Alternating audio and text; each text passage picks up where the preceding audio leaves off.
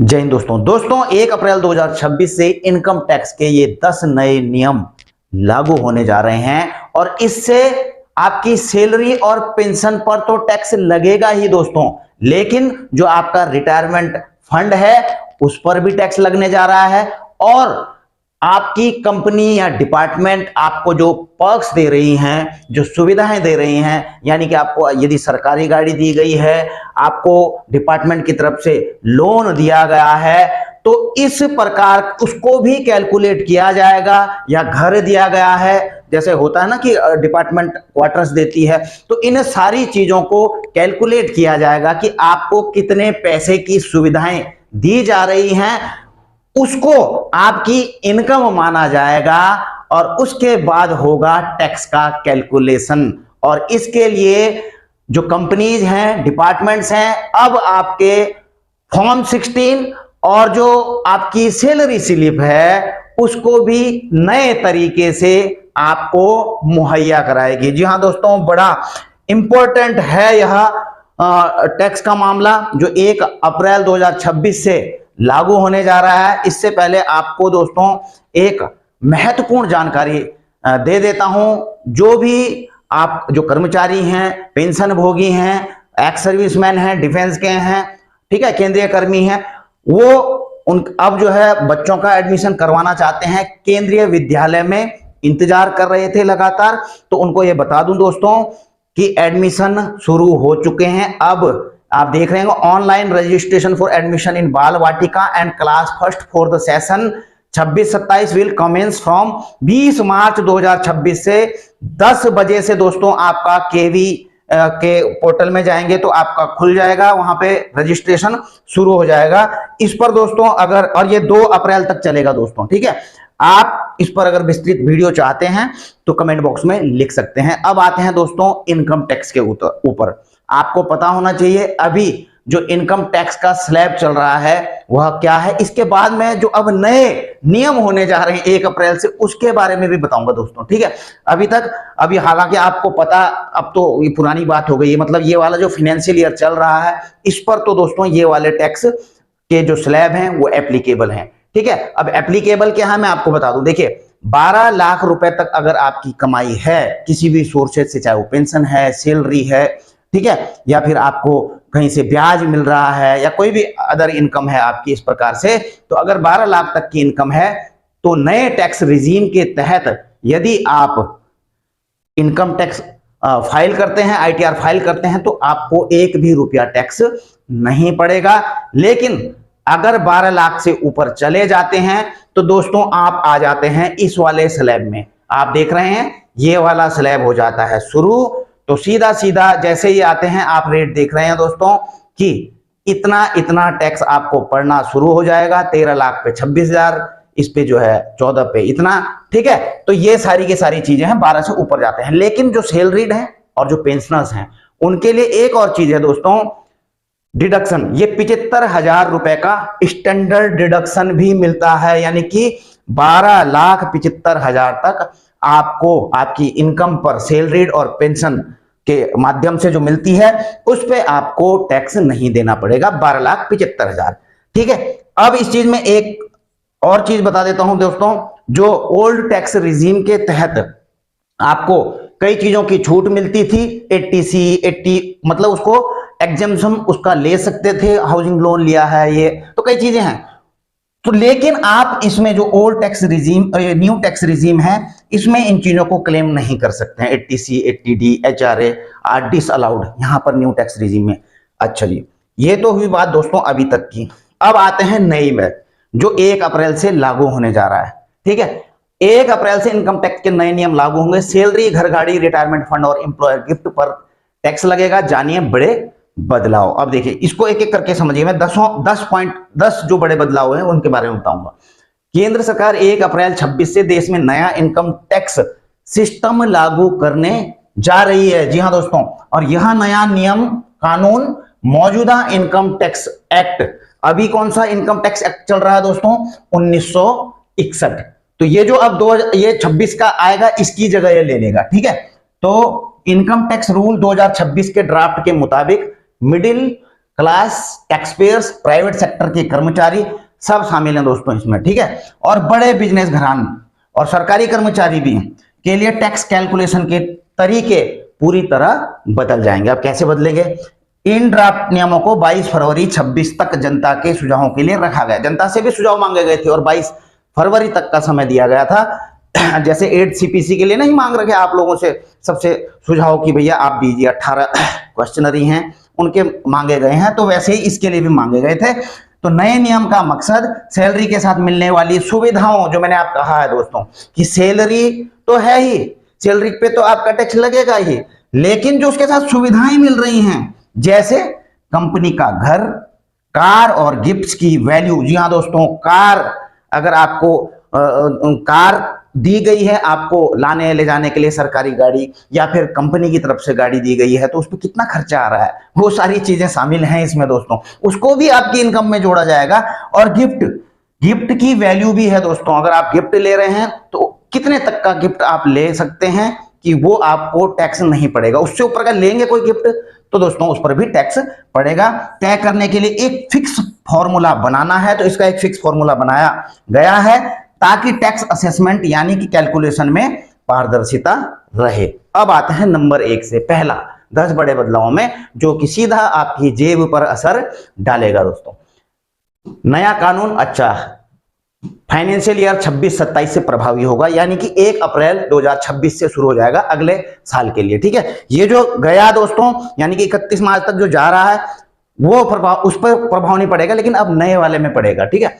सबसे पहला क्या दोस्तों, इनकम टैक्स रूल 26 आधिकारिक तौर पर 1 अप्रैल 2026 से लागू होगा। इसका मतलब है कि ये नियम वित्त वर्ष 26-27 की कमाई और असेसमेंट ईयर 27-28 के टैक्स रिटर्न पर लागू होगा, जो मैंने आपको बताई दिया। यह नया इनकम टैक्स एक्ट 25 को सपोर्ट करने के लिए लाया गया है, जो 25 का था। इसमें टैक्स कैलकुलेशन की प्रोसेस को और सरल बनाया गया है, ठीक है, क्योंकि कई उनको हटा भी दिया गया इसमें कई जो वो थे क्लाउज, ठीक है। अच्छा, रिटायरमेंट, अब पहले तो आ जाए रिटायरमेंट फंड में। अब रिटायरमेंट कौन सा होता है दोस्तों कर्मचारियों का? रिटायर फंड में 7.5 लाख से ज्यादा योगदान पर टैक्स। अब रिटायरमेंट फंड कौन सा होता है दोस्तों? कुछ तो पीएफ जमा होता है, कुछ डिपार्टमेंट की तरफ से पीएफ डालते रहते हैं, बाद में उसका जो है आपको पेंशन के रूप में मिलता है। अब नए उसमें क्या है, एनपीएस में है, जैसे एनपीएस में भी कंट्रीब्यूशन होता है आपके डिपार्टमेंट का 15% के अराउंड जो है कंट्रीब्यूट करती है आपकी कंपनी, आपका डिपार्टमेंट, ठीक है, और बल्कि सरकार भी करती है, ठीक है। अच्छा, अब जो है अगर आपकी कंपनी आपके पीएफ, एनपीएस और सुपर एन्युएशन फंड में साल भर में 7.5 लाख रुपए से ज्यादा जमा करती है तो उस पर अब टैक्स लगेगा। जी हाँ दोस्तों, अब ये लगा करके चलिए जिनकी सैलरी, वैसे कम सैलरी वालों पे तो प्रभाव नहीं पड़ेगा, क्योंकि एक साल में 7.5 लाख रुपए अगर एनपीएस में डिपार्टमेंट या गवर्नमेंट डाल रही है किसी इंप्लॉय के, तो आप मोटा माड़ा लगा करके चलिए कि उसकी सैलरी तकरीबन जिसकी 3.5 लाख के करीबन होगी, तो उसी का पड़ पाएगा, जहां तक मैं कैलकुलेट कर पा रहा हूं, ठीक है, कि 3.5 लाख तक का जिसका होगा पैकेज, तो उसके जो है एनपीएस में अगर 15% डालती है तब जाके 7.5 लाख के करीबन पहुंचता है साल में, तो उस पे भी दोस्तों लगेगा टैक्स। तो नीचे के कर्मचारियों को मुझे नहीं लगता इससे कुछ असर होगा, जो कुछ बड़े अधिकारी हैं वो इस रेंज में आ सकते हैं, ठीक है। और अब तो वैसे भी 8वां पे कमीशन आने वाला है, मतलब 26 से लागू ही होगा, तो उसमें तो सैलरी जाएगी अधिकारियों की, उस लेवल पे तो जाएगी दोस्तों, तो इसमें आएंगे दायरे में, ठीक है। अच्छा जी, ये सारी 8वें वेतन आयोग को लेकर के भले ही आपका टैक्स स्लैब बढ़ा दिया गया कि 12 लाख तक आपको टैक्स नहीं देना है, लेकिन कहीं ना कहीं दोस्तों ये सारी तैयारियां चल रही हैं 8वें पे कमीशन के लिए, टैक्स की भी। ड्राफ्ट रूल में एक खास फॉर्मूला दिया गया है जिससे 7.5 लाख की सीमा के ऊपर वाले कंट्रीब्यूशन और उस पर मिलने वाले रिटर्न को टैक्सेबल पक्ष माना जाएगा, ठीक है। अगर 7.5 लाख से ऊपर कंट्रीब्यूशन किया है और उस पर जो रिटर्न मिल रहा है दोस्तों, जी हाँ दोस्तों, जो रिटर्न मिल रहा है उसके ऊपर ये ब्याज मिल रहा है, जो भी उसका फायदा मिल रहा है उसको टैक्सेबल पक्ष माना जाएगा, ठीक है, तो काउंट किया जाएगा उसको भी। कंपनी के अकोमोडेशन की वैल्यू फिक्स होगी। जी हाँ दोस्तों, प्राइवेट सेक्टर कर्मचारियों को मिलने वाले अकोमोडेशन यानी घर की टैक्स वैल्यू अब शहर की आबादी के आधार पर, अगर प्राइवेट सेक्टर के कर्मचारी हैं दोस्तों उनको अकोमोडेशन दिया गया है तो उसकी भी वैल्यू निकाली जाएगी। अब वैल्यू कैसे निकाली जाएगी दोस्तों? आबादी के ऊपर आप देख रहे हैं 40 लाख से ज्यादा की अगर शहर की आबादी है जहां पर वो रह रहे हैं तो सैलरी का 10% हिस्सा टैक्सेबल माना जाएगा। मतलब जो अगर उनकी सैलरी जो है सपोज उनकी सैलरी जो है 50,000 रुपए है, ठीक है, तो इसका 10% लगा लीजिए, कितना होता है 50,000 का 10%? 5,000। तो इसका मतलब जो है उसको जो है 5,000 और जुड़ जाएगा उसके उसमें कि भाई ये कंपनी दे रही है तो 5,000 का इनका मिल रहा है, ठीक है। अब इसी प्रकार से 15 से 40 की आबादी में देख रहे हैं आप, और अन्य शहर में ये है 7.5%, 5%, तो वो आपकी इनकम में जुड़ जाएगा कि भाई इतना और आपकी इनकम है, क्योंकि उसका तो कंपनी ने दिया, आपको उतना फायदा लिया है। लीज पर लिए गए घर के लिए अलग नियम है। अगर कंपनी खुद घर किराए पर लेकर कर्मचारी को देती है तो अलग नियम होगा, ठीक है। इस मामले में कंपनी द्वारा चुकाया गया वास्तविक किराया या कर्मचारी की सैलरी का 10%, इनमें से जो भी कम है उसे टैक्सेबल वैल्यू माना जाएगा। यह नियम मेट्रो शहरों के, तो ये लीज वाला है, ठीक है, या तो 10% या तो जो वास्तविक किराया है जो भी कम होगा वो एप्लीकेबल होगा। अब देखिए पांचवा, ऑफिस का कार इस्तेमाल अब महंगा पड़ेगा। कैसे पड़ेगा? ऑफिस की कार पर्सनल और आधिकारिक दोनों कामों के लिए इस्तेमाल करने पर फिक्स मंथली टैक्स वैल्यू तय की गई है। देखिए कार इस्तेमाल, कंपनी ने आपको जो है डिपार्टमेंट ने ऑफिस ने आपको कार दी है यूज करने के लिए, चाहे पर्सनल के लिए दी है या फिर जो है सरकारी काम के लिए दी है। तो ये क्या है आप देख रहे हैं, इसमें अलग अलग वो की गई है कि 1.6 लीटर इंजन तक जो है 5,000 रुपए प्रति महीना ये इनकम मानी जाएगी उसकी, ठीक है।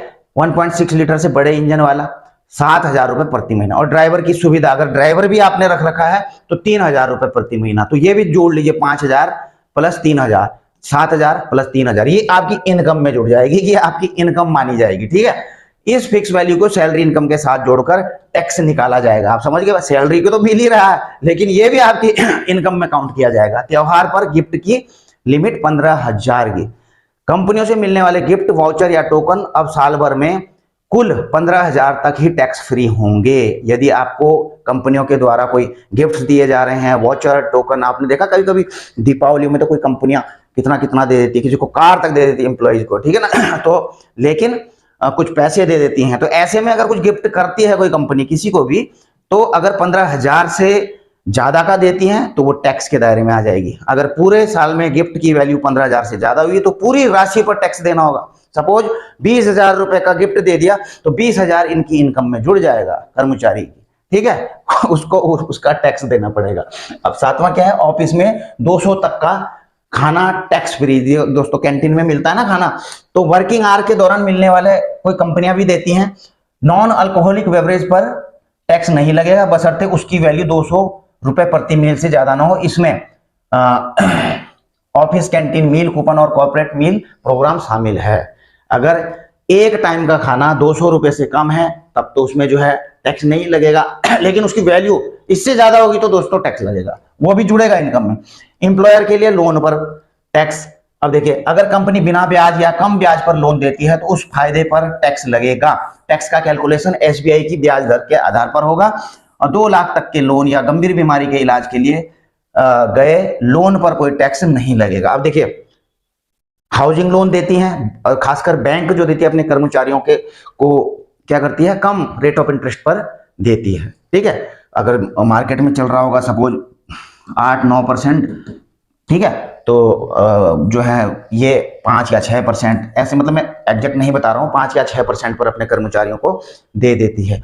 लेकिन अब जो दोस्तों कैलकुलेट किया जाएगा, अभी सपोज जो है ये 5% पे अपने कर्मचारियों को हाउसिंग लोन दे रही है और मार्केट रेट चल रहा है एसबीआई के हिसाब से दोस्तों, जो जनरल लोन दिया जा रहा है हाउसिंग लोन 9% चल रहा है। तो ये जो 4% का गैप है ना दोस्तों, 4% जितना पैसा बचा रहे हैं, मतलब जितना 4% का जो गैप है उसको जो बचत हो रही है उतने को दोस्तों इनकम माना जाएगा,